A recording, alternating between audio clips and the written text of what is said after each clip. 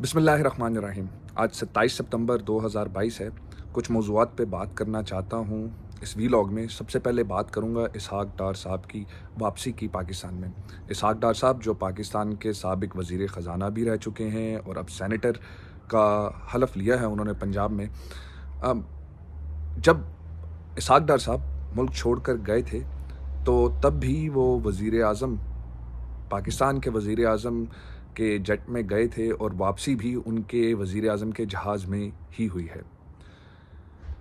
इसहाक डार के केसेस के बारे में अगर बात करें तो वो वेस्ट ऑफ टाइम होगा, वक्त का ज़िया होगा, क्योंकि पाकिस्तान का मीडिया इस पर कई बार बात कर चुका है, अखबारात और लोग और सोशल मीडिया बार बार इनके बारे में बात कर चुका है। और इनका फेमस इंटरव्यू जो हुआ था, जिसको शायद सियासी तौर पे भी बहुत इस्तेमाल किया गया, जिनमें एक इंग्लिश एंकर ने इनको बुरी तरह से चित कर दिया था।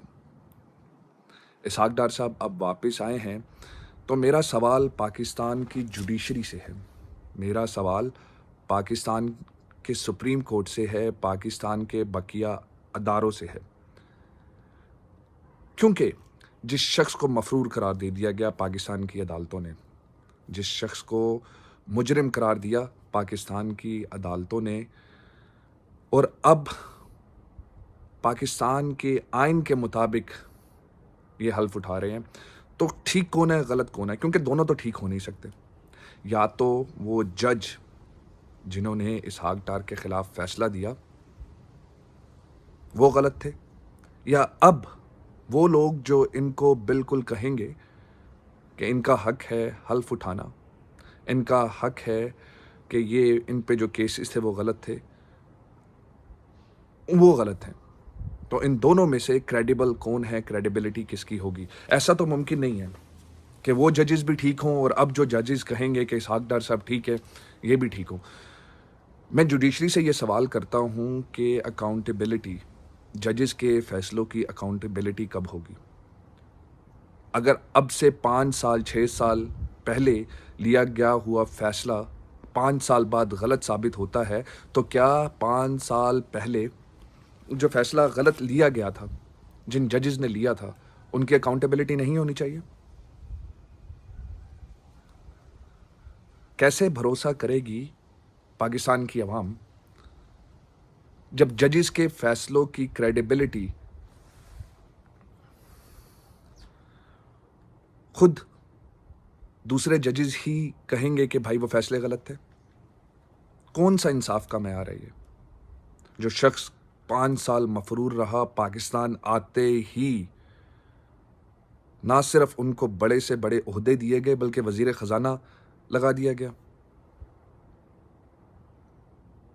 कैसी जमहूरियत है ये कि आपके मुल्क का वजीर खजाना मुल्क से बाहर जाकर इस्तीफा ऐसे शख्स को देता है जो खुद मफरूर है? ये सवालात मैं आपके लिए छोड़ता हूँ, मैं जनरल पब्लिक के लिए छोड़ता हूँ।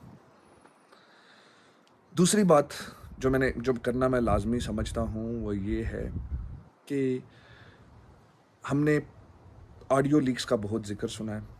अब ऑडियो लीक्स के बारे में मैं ज़्यादा बहस करूँगा नहीं, क्योंकि हर शख्स ये कर रहा है, लेकिन यहाँ पे कुछ सवालात उठाना ज़रूरी हैं कि कितना सिक्योर है। जो गवर्नमेंट अपने बीच की बातों को संभाल नहीं सकती, वो बाहर की, पाकिस्तान की सलामती की, पाकिस्तान के स्टेट सीक्रेट कैसे संभालेगी? याद रहे कि ये वही गवर्नमेंट है जिनका साबिक वज़ीर आज़म, इस पार्टी की गवर्नमेंट का साबिक वज़ीर आज़म पाकिस्तान के कानून के मुताबिक फ़िलहाल मफरूर है और एक बाहर के मुल्क में बैठा है, ऐसे मुल्क में बैठा है जो जब चाहे इनका इस्तेमाल कर कर पाकिस्तान की कौमी सलामती के राज कभी भी उगलवा सकता है। कितना महफूज है पाकिस्तान जब एक साबिक वज़ीर आज़म रेफ्यूजी बनकर एक दूसरे मुल्क में बैठा है? कौन कौन से राज होंगे मियाँ मोहम्मद नवाज शरीफ के सीने में, जिसका एक्सेस कभी भी इंग्लैंड की गवर्नमेंट को या वहाँ पे बैठे हुए किसी भी स्टेक होल्डर को चाहिए हो तो बआसानी हासिल कर सकता है। ये सब बातें मद्देनज़र रखते हुए मैं आपसे ये सवाल करना चाहता हूँ कि एक शख्स जिसने मियां मोहम्मद नवाज शरीफ साहब की ज़मानत दी, जब वो मफरूर हुआ उसके बाद उस शख्स को पाकिस्तान की अदालतों ने क्या अकाउंटेबिलिटी की, क्या हिसाब लिया, क्या सज़ा दी, क्या फ़ाइन किया, क्या जुर्माना किया। चले इसको भूल जाते हैं, 1 मिनट के लिए ये बात याद रखें कि वज़ीर आज़म मियां मोहम्मद शहबाज शरीफ साहब ने एक हल्फ उठाया है जब वो वज़ीर आज़म बने थे कि पाकिस्तान की कौम की सलामती, पाकिस्तान की कौमी सलामती सबसे पहले होगी। तो क्या एक फ्यूजिटिव से जाकर पब्लिक में मिलना, वीडियोज़ इशू करना, क्या ये उनकी ओथ के खिलाफ नहीं है? Are we not making fun of the Constitution of Pakistan? ये सवाल हम सबको पूछने चाहिए क्योंकि जमहूरियत है, जमहूरियत में हमारा हक है कि हम सवाल करें। हमारे सवाल गलत हो सकते हैं, लेकिन उनका जवाब देना, जो भी लोग ताकतवर सीट पे, पब्लिक सीट्स पे बैठे हैं, उनका फ़र्ज़ है कि उन बातों का जवाब दें। हमें करेक्ट करें, हम गलत सवाल कर सकते हैं, हम इंसान हैं, हम गलती कर सकते हैं, लेकिन जिस शख्स ने मफरूर मियां मोहम्मद नवाज शरीफ की ज़मानत दी थी वज़ीर आज़म बनने के बाद, जब वो जाके उसी मफरूर को मिलता है, आपकी गवर्नमेंट का वज़ीर ख़जाना उनके पास जाकर इस्तीफ़ा देता है, वो शख्स जो पाकिस्तान के कानून के मुताबिक मफरूर है, तो फिर आप कैसे कानून की रेट कायम करेंगे? जब जिन लोगों की मिसाल अवाम की तरफ जाती है, तो कैसे अवाम को ये बताएंगे कि कानून सबके लिए बराबर है?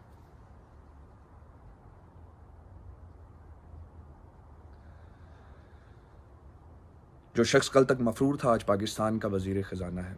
जो शख्स कल तक पाकिस्तान को लूटने की वजह से मुजरिम था, आज वो पाकिस्तान के ख़जानों का रखवाला है। ये सैड रियलिटी है और मैं उम्मीद करता हूँ कि पाकिस्तान के इदारे इस पर भी फोकस करेंगे। रही बात एक डिस्ट्रैक्शन इशू की, जिसको ज़्यादातर इस्तेमाल किया जा रहा है, मुझे लगता है ऑडियो लीक्स छुपाने के लिए, वो है मरियम औरंगज़ेब साहिबा का जो इंसल्ट हुई।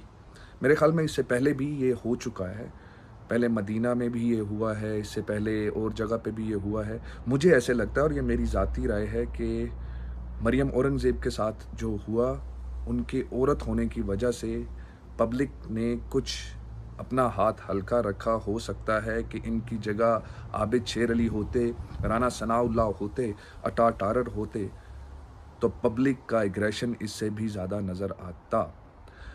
अब ये सही है या गलत है, ये तो हर बंदे की अपनी राय है, लेकिन मैं ये ज़रूर जानता हूँ कि कल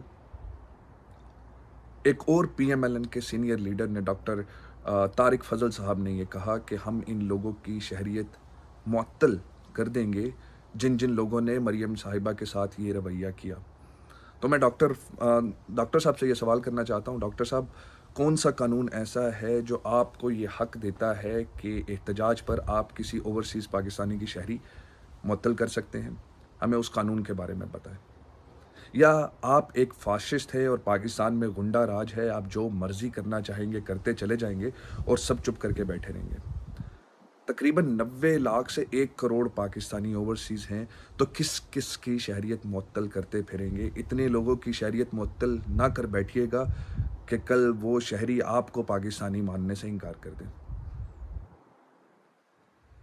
जनाब, ओवरसीज़ पाकिस्तानियों को धमकाना बंद करें, अपने करतूत और अपने काम ठीक करें, ताकि ओवरसीज़ पाकिस्तानी आपकी इज़्ज़त करने लगें। बल्कि जब आप बाहर के मुल्क दौरों पर जाएं, तो आप पर कहीं कंकरियाँ ना बरसाने लगे जैसे शैतान पर बरसाई जाती हैं। हकीकत है कि मेरी राय है, इस तरह की स्टेटमेंट मेरा दिल दुखाती हैं, क्योंकि आपको कोई हक नहीं है कानून के मुताबिक और आइन के मुताबिक कि आप किसी की शहरियत मुअत्तल कर सकें किसी जुर्म के बग़ैर। और आज तक की तारीख़ में पुरअमन एहतजाज कोई जुर्म नहीं है।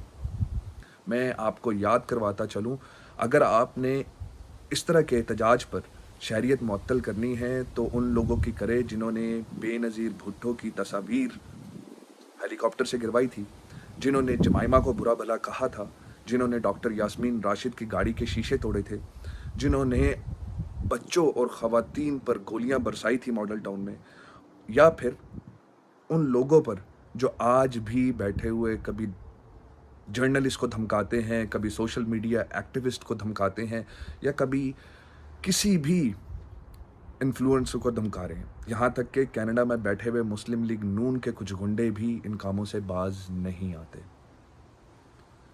जो लोग अपने अपने इलाकों में यूथ विंग के सेक्रेटरी थे, वो लोगों को धमकाते फिरते हैं और जज करते फिरते हैं उनकी बिला वजह की बातें बनाकर।